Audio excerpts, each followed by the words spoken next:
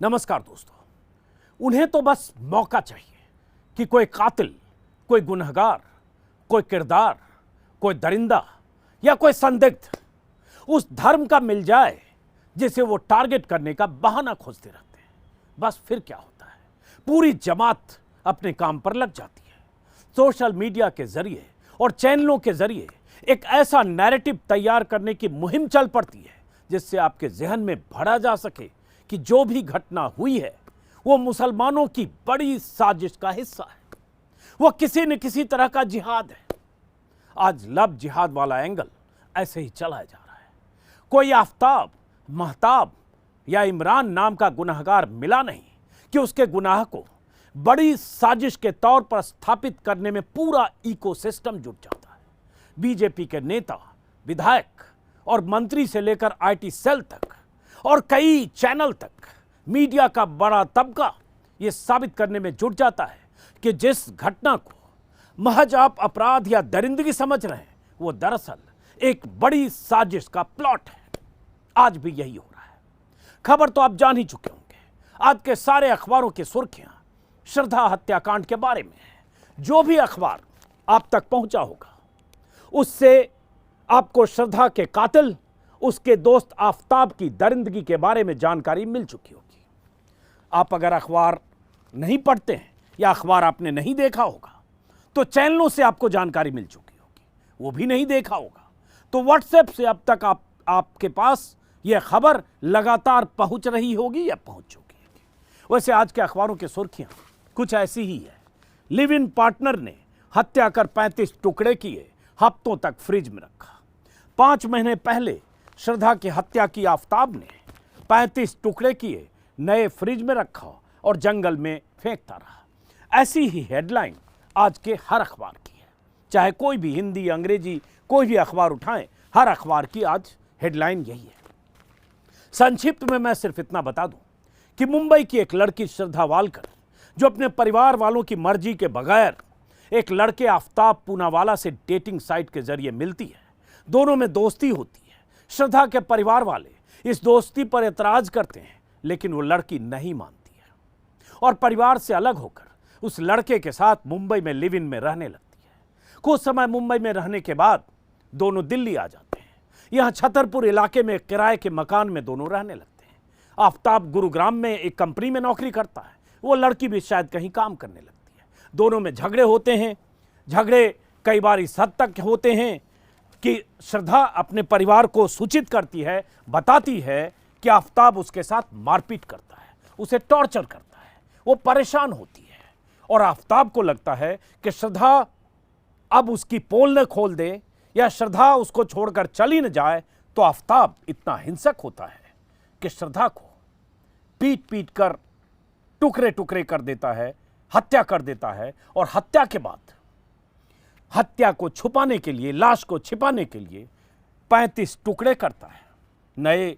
नया फ्रिज खरीद कर लाता है, उसमें उसके बॉडी पार्ट्स को रखता है, महीनों तक छिपाता है और महीनों तक देर रात को जंगल में टुकड़े फेंकता है। ये बोलते समय और उस स्थिति के बारे में सोचते समय उस दरिंदे के बारे में इतना ही कह सकता हूं कि जल्द से जल्द फास्ट ट्रैक कोर्ट के जरिए ऐसे दरिंदे को फांसी होनी चाहिए। उस शख्स में आदमी होने का एक न्यूनतम पैमाने पर भी कहीं कोई गुंजाइश नहीं होगी। वो पूरे तौर पर वहशी, दरिंदा और न जाने क्या था जो एक लड़की को, जो लड़की उससे बेइंतहा मोहब्बत करती है, एक लड़की जो उसकी वजह से अपने परिवार को छोड़ती है, एक लड़की जो मुंबई से दिल्ली आ जाती है, एक लड़की जो अपने पिता और भाई से दूर हो जाती है, उस लड़की को इतनी बेरहमी से वो मारता है।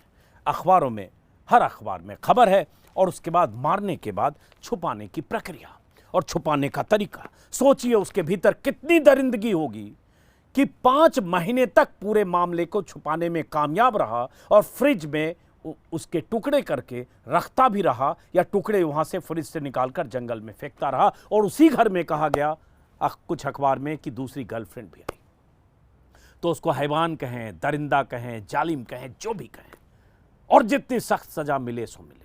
लेकिन यहां से विस्तार में इस खबर में इसलिए नहीं जा रहा हूं कि इस खबर को पढ़ना, इस खबर से गुजरना टॉर्चर से कम नहीं है। उस लड़की की तस्वीर मैंने देखी है, 25-26 साल की एक लड़की, बहुत सपने होंगे उसके जिंदगी को लेकर, भविष्य को लेकर, और खास तौर से जिस लड़के के साथ उसने जिंदगी गुजारने की सोची होगी, जिस लड़के के साथ रहने के लिए उसने घर परिवार और शहर छोड़ा होगा, उस लड़की पर क्या गुजरी होगी, इसकी हम आप आज शायद कल्पना भी नहीं कर सकते। खैर, वो अपना दर्द, अपनी दास्तान सुनाने के लिए इस दुनिया में तो नहीं है, लेकिन दरिंदा पकड़ा गया है। अब यहां से जो दूसरी कहानी है, चूंकि उस दरिंदे का नाम, उस कातिल का नाम आफताब है, इसलिए बहुत सारे लोग इसमें लव जिहाद का एक एंगल तलाश रहे हैं। ट्विटर पर, सोशल मीडिया पर लगातार एक पूरा इकोसिस्टम सक्रिय हो गया है। क्या क्या लिखा जा रहा है कुछ स्क्रीन पर देखिए, और उसके बाद आप भी सोचिए कि अगर श्रद्धा के साथ दरिंदगी की आफताब पूनावाला नाम के शख्स ने, इस लड़के ने, इस दरिंदे ने, इस कातिल ने, तो क्या इसलिए कि क्या ये हिंदू मुस्लिम का मामला है? इसको गौर से सुनिए और सोचिएगा, और कुछ ऐसे किस्से और बता देता हूं। पहले स्क्रीन पर आप देख रहे हैं, ये बीजेपी की लीडर हैं बिहार की, अब्दुल हो या आफताब, सबने पढ़ी एक किताब, सावधानी हटी दुर्घटना घटी। इसी लाइन पर बहुत सारे लोग लिख रहे हैं जो बीजेपी से जुड़े लोग हैं। अरुण यादव है, ट्रोल हैं, बीजेपी की आईटी सेल के हैं, हरियाणा के हैं, कई बार कुख्यात ट्वीट करते हैं और डिलीट भी करते हैं। पहले सूटकेस अब फ्रिज, अब्दुल नहीं सुधरा, बहनों को जागरूक करने के लिए अभियान की जरूरत। कपिल मिश्रा, उनको तो मौका मिलता शुरू हो जाते हैं और शुरू हो चुके हैं, वीडियो के जरिए, ट्वीट के जरिए लगातार। बॉलीवुड मीडिया, भाई झूठा भाईचारा दिखाने वाला विज्ञापन, मुंह में बेटियों का खून जमा कर राजनीति करने वाले, नकली सेकुलरिज्म, दुनिया भर की बात। राम कदम मुंबई बीजेपी के नेता हैं, वो भी उसी तरह की बात लिख रहे हैं। विनोद बंसल वीएचपी के नेता हैं, जिहादियों की जन्नत बनी दिल्ली, लव जिहाद की पराकाष्ठा, आफताब में ने श्रद्धा को फंसाया, बलात्कार किया। लक्ष्मीकांत भारद्वाज, उसने लव किया, उसने जिहाद किया। रमेश शाह, ये सब लोग लिख रहे हैं। इसमें कोई शक नहीं कि उसका नाम आफताब है, इसमें कोई शक नहीं कि वो लड़की श्रद्धा थी। वो लड़की हिंदू, लड़का मुस्लिम, दोनों में प्यार हुआ, और इसमें कोई शक नहीं कि श्रद्धा के साथ दरिंदगी की गई, ऐसी दरिंदगी जिसके बारे में कल्पना करके भी रोंगटे खड़े हो जाते हैं। मैंने अखबारों में 12-13 अखबार चूंकि आता है मेरे यहाँ, हर अखबार में उस खबर को पढ़ते हुए, दोपहर में देर हुआ वीडियो बनाने में, पढ़कर बहुत देर तक सोचता रहा। कल भी मैंने सोशल मीडिया पर, कुछ वेबसाइट पर खबर देखी, और बहुत विचलित करने वाली खबर है। दिमाग हिल जाता है, रोंगटे खड़े हो जाते हैं, रूह कांप जाती है, आत्मा रोने लगती है कि क्या हुआ होगा उस लड़की के साथ। कत्ल के बाद भी उस दरिंदे को तनिक भी अफसोस नहीं। वो ऑफिस भी जाता रहा और नॉर्मल होने का दिखावा करता रहा। उसके घर में फ्रिज में उसकी उस गर्लफ्रेंड की लाश रखी थी, जो गर्लफ्रेंड उसके चक्कर में मुंबई से दिल्ली आ गई थी, परिवार, घर, शहर को छोड़कर, और उसके बाद वो साथ दिखने की कोशिश करता रहा। कितना शातिर, कितना खतरनाक और कितना वहशीपन, कितना सिरफरा होगा वो शख्स जिसका नाम आफताब पूनावाला है। लेकिन क्या ये हिंदू मुस्लिम का मामला है? क्या इसको हिंदू मुस्लिम का मामला देकर एक तरह से एक धर्म को फिर टारगेट करने का बहाना खोजना ठीक है, या इसको इस तरह से देखना चाहिए कि आफताब पूनावाला एक गुनहगार है और एक लड़की का कातिल है? और अगर यह हिंदू मुस्लिम का मामला है तो ऐसी कई कहानियां आप गूगल पर गर्लफ्रेंड की हत्या, पत्नी की हत्या, इस कीवर्ड से सर्च करेंगे तो आपको इतनी कहानियां मिलेंगी कि आपको हैरानी होगी कि ऐसा ऐसा भी इस देश में हुआ है। 2 घटनाओं का जिक्र ट्विटर पर बहुत सारे लोग कर रहे हैं, वो करता हूं, और फिर उसके बाद चूंकि ये कहा गया कि अब्दुल हो या आफताब, सबने पढ़ी एक ही किताब, आसमानी किताब, उस पे आते हैं कि बाकी लोगों ने क्या किताब पढ़ी। एक घटना आज से 12 साल पहले हुई थी देहरादून में, और यह बताते समय आफताब के कुकृत्य, दरिंदगी को जस्टिफाई करने की कोशिश नहीं है, बताने की कोशिश है कि इसको सिर्फ हिंदू मुस्लिम के चश्मे से मत देखिए, वो दरिंदा है, दरिंदा है, दरिंदा है। 2010 में जो घटना हुई, राजेश गुलाटी नाम के एक शख्स ने अपनी पत्नी को, अनुराधा गुलाटी नाम था, उनकी पत्नी, अपनी पत्नी का कत्ल किया। विदेश से पढ़कर आया था, इंजीनियर था, देहरादून में रहता था किराए के मकान में। दोनों के बीच झगड़ा हुआ और उसके बाद राजेश हिंसक हुआ, अपनी पत्नी का उसने कत्ल किया तकिए से मुंह बंद करके। उसके बाद लाश को ठिकाने लगाने के लिए इलेक्ट्रिक आरी खरीदी, 70 टुकड़े किए, पॉलीथीन में बैग में भरकर डीप फ्रीजर में रख दिया और छुपाने के लिए विभिन्न इलाकों में, अलग अलग इलाकों में उसकी डेड बॉडी के हिस्से को फेंकता रहा। वो आफताब नहीं था, वो राजेश गुलाटी था। विस्तार में नहीं जा रहा हूं, सलाखों के पीछे है, सजा याफ्ता है। एक कुख्यात कांड दिल्ली में हुआ था, तंदूर कांड। हम लोग जब पत्रकारिता में आ रहे थे तभी सुना था उस कांड का नाम, जिसमें नैना सहनी नाम की एक महिला को उसके पति ने, 95 की बात है, यूथ कांग्रेस का नेता था सुशील शर्मा ने, दिल्ली कांग्रेस का अध्यक्ष हुआ करता था यूथ कांग्रेस का, उसने अपनी पत्नी की हत्या की थी। और हत्या के बाद तंदूर में, चूंकि उसका एक रेस्टोरेंट था, तंदूर में अपनी पत्नी की लाश को फेंक दिया था ताकि जल जाए, पता भी न चले, कोई निशान भी न रहे। और उसके बाद उसकी भी गिरफ्तारी हुई जब पता चला कि उसने अपनी पत्नी की हत्या के बाद तंदूर में फेंका। उसको तंदूर कांड, नैना सहनी कांड के नाम से जानते हैं। इस बीच में, उसके पहले और बाद में सैकड़ों ऐसी घटनाएं हैं।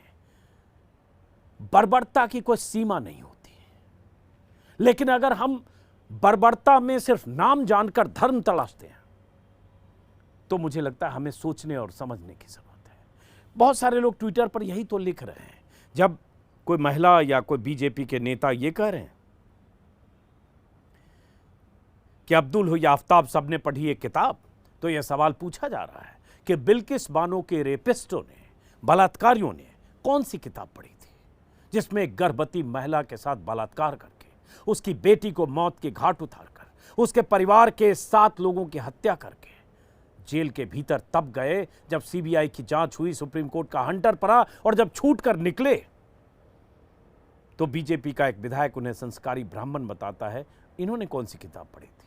कौन सी किताब उन लोगों ने पढ़ी थी जिन लोगों ने अलग अलग जगहों पर ऐसी हत्याएं की हैं या बलात्कार किया है? क्या उस पूरी लिस्ट को गिनाने लगूं? वो कौन सी किताब पढ़ने वाले लोग थे जिन्होंने कठुआ में एक लड़की के साथ बलात्कार किया था या बलात्कारी के समर्थन में तिरंगा लेकर निकले थे? वो कुलदीप सेंगर ने कौन सी किताब पढ़ी थी? बीजेपी का विधायक, उन्नाव कांड का विलन। ऐसे लोगों की लंबी लिस्ट है। इसलिए इसको किसी धर्म से मत जोड़िए। हर शादी को अगर हिंदू या मुस्लिम है, 2, 4, 5 साल के बाद अगर किसी ने दरिंदगी की, उसको इस तरह से लव जिहाद कहना, उसको कंस्पिरेसी कहना, उसके बहाने हिंदू मुसलमान एंगल देते हुए मुसलमानों को टारगेट करना, यह आपकी मानसिक विकृति के अलावा कुछ नहीं है।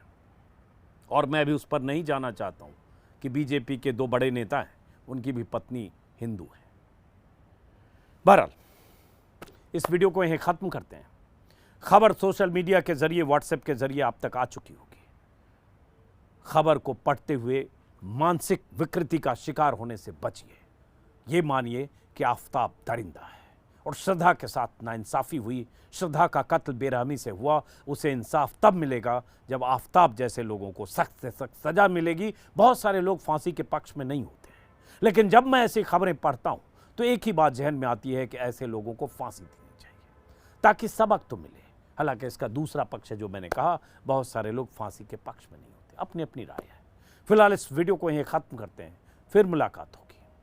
ऐसे लोगों की मंशा और ऐसे लोगों के नैरेटिव को कामयाब होने से बचाने की जिम्मेदारी आपकी भी है। नमस्कार।